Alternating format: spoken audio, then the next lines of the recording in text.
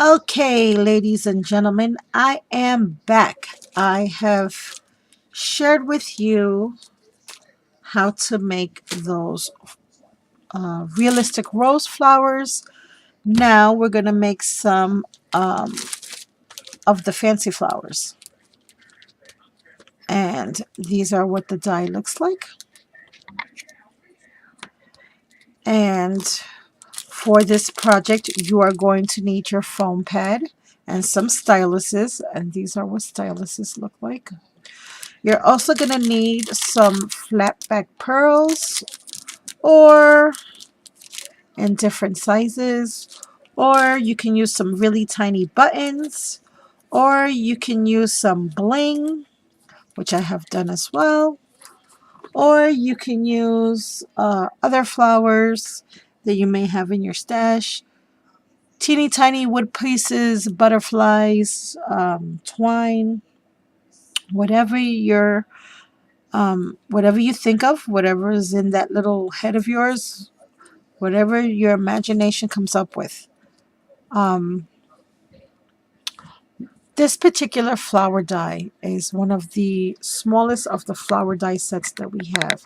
I believe Diamond Dies now has 7 different flower sets, which is why we are having this amazing event over on the Facebook page, which is the Falls in Bloom. Um, Meaning we want you to show off your most amazing flowers um, for fall. And the design team members will all be judges, and we're going to be picking out of the 4 winners, we're going to be picking out 3 of them, first, second, and third place. And then the last winner will be picked by random.org. I am repeating this in case you did not watch the first video and you are watching this video instead. As a result, you may see a lot of your design team members for Diamond Dies and your guest design team members for Diamond Dies starting to share with you how they create their flowers, giving you some inspiration, a few points and tips on how we create flowers using these dies. I encourage you guys to go watch all the other design team members. Check out their videos because they are some amazing women. I know for sure, off the top of my head, Janice, who's clear nan. I can never pronounce her YouTube name. Cleaner than Jan. Janice is my sweetie pie. She did the most wonderful flower tutorials. Also, Miss Olga Vasquez, who's also my sweetie pie, and here on YouTube, she I know also has done flower tutorials and projects, sharing that with you guys. Also, Ms. Leone. Um, and if I'm leaving anyone out, I am truly sorry. I don't remember every single tutorial that was done. These are just some of the guys that stand up out of the top of my head. More Janice than anyone else because I know she's made a lot of flower um, toots already. So, and I encourage you to go see everyone's, and I'm going to tell you why, guys. We may all have the same dies. We might all even make them the same, but I guarantee you they won't look the same because each flower is unique and different. Like Miss Becky, my friend, said, each flower is unique and different in nature. No two will ever look alike. That being said, as you know, I will take days and I will just cut away at leftover pieces of cardstock. That's what I did here. Now I am going to pull out my orange pieces because I think that will stand up the most against the black. Plus, I am making future flowers for future fall and Halloween projects that I am in the middle of. So this tutorial is serving 2 purposes. I'm getting the flowers done that I need to get done for some upcoming projects. Plus, I'm sharing with you guys how I create my flowers.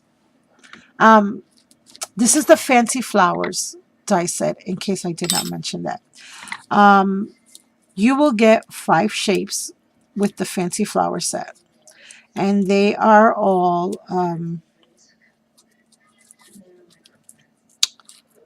oh, I forgot the name of that. Oh, how do you call that? They're all staggered, meaning they are like staircases. They go from the teeny tiniest to the biggest.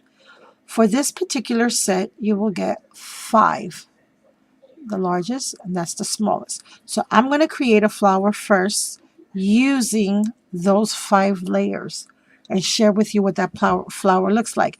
Now, if I'm not mistaken, it will look something like this. And this is the flower that I made using all 5 layers that came with the set. Now, all I do is flip all my petals over. You will notice that when you cut your dies, you have like that ragged, rough cut die side, and then you have the smoother side where the ends just go under. That's because when it cut, this part was cushioned. This part was the flat part that actually cut the paper. I don't know if I'm making any sense, but I flipped them over anyway. I just think that the flowers come out prettier on the other side. And then what I do to each one of these, except for the last 2, I will just manipulate my stylus over each petal and manipulate the petals. And I will make them go up, up, up. Now, because this flower reminds me of a baby zinnia flower or one of the aster flowers, I know that the petals are not supposed to be perfect. So I'm not too concerned about what the petals look like. I want them to be raggedy and kind of going in different directions. And then what I do is I just roll the stylus to the center because that's where I'm going to be layering. So I want to create a nice little pocket, a nice little home for all the other layers that are going to be coming forward. I don't know why I'm not holding this with my other hand. It's not going to get in your way. Okay, so after I manipulated the petals, I will turn it over and do that to the center. Now I'm just stacking them as I make them here because I don't want to lose them. And then I'll add the glue. There goes another one. Now, the last 2 layers for this particular die, I do not do the same process that I did with the first 3 layers. For this layer, I just take my stylus and I just roll it around the center of that little teeny tiny die cut piece because those are going to be my flower centers. Then you can, at this point, you can distress it with some ink. You can spray it. You can do whatever you want. I'm not doing that because I'm doing the video. But I will sometimes go back later on after this dries and I will distress them then. You can also put some stickles on them, go over them with a paintbrush, and add some different hues of shading. You can also take your Copic markers and go back on the leaves and create some shading with your Copic markers. I don't see too many of the girls do that yet, but I've done it with my flowers. I've gone in and shaded them in after putting them together with my Pro markers. I don't have Copics. I use my Pro markers. And there you go, guys. That's your first layer. And I love this flower, but I have to be honest, I like a lot of layers on my flowers. This is what I really like. So I'm going to share with you how I made this flower. And as you can see, although it is the same exact die, just by using different layers, you can achieve a totally different flower. This is a smaller version of that one. And even though it is a smaller version, doesn't it look totally different? This is a smaller version of this one using all its layers except for the middle. I used 2 of each layer and the last one I only used 1. And you guys, you have to really get these dies and play with them so you can find out what's your favorite. For this one, which is another one of my favorites, I used all the same size. The only thing is I added 3 to 4 different layers. And I really love the way that came out. So, and then for this one, I used 2 of every single layer that was there. Of course, this is nice and full. And again, it reminds me of a little zinnia, which is one of my mother's favorite flowers. Um, I've always thought them to be fall flowers. I don't know if they are or not.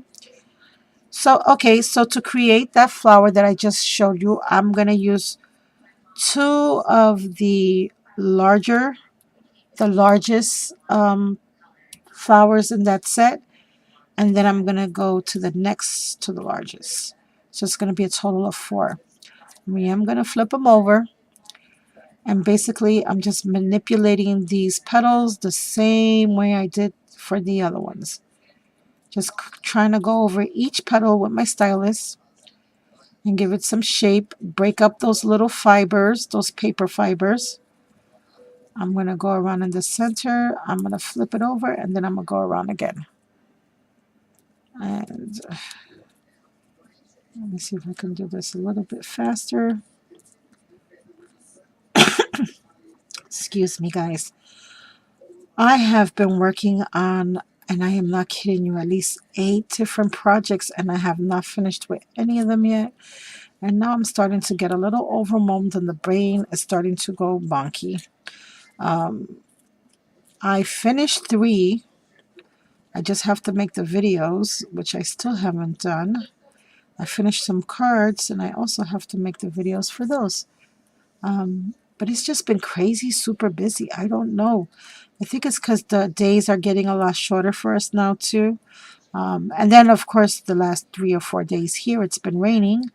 So that kind of made my bones kind of nasty. And I couldn't really work on anything for those 3 days.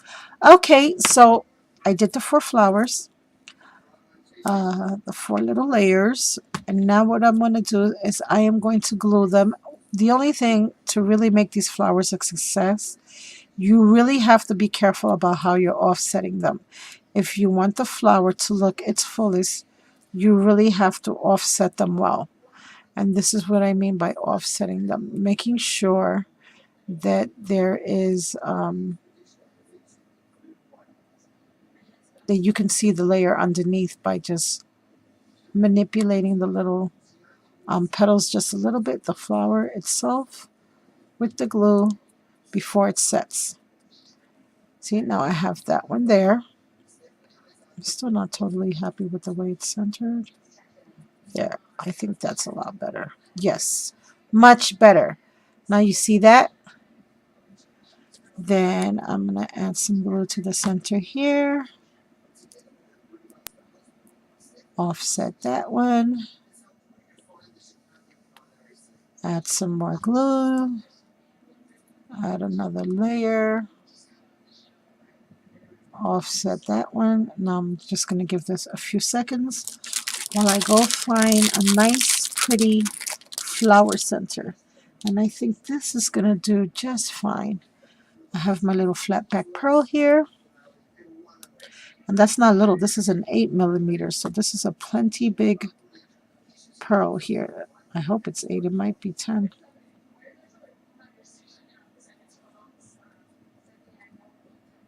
Who knows? And look at how pretty she looks with her little pearl in the center.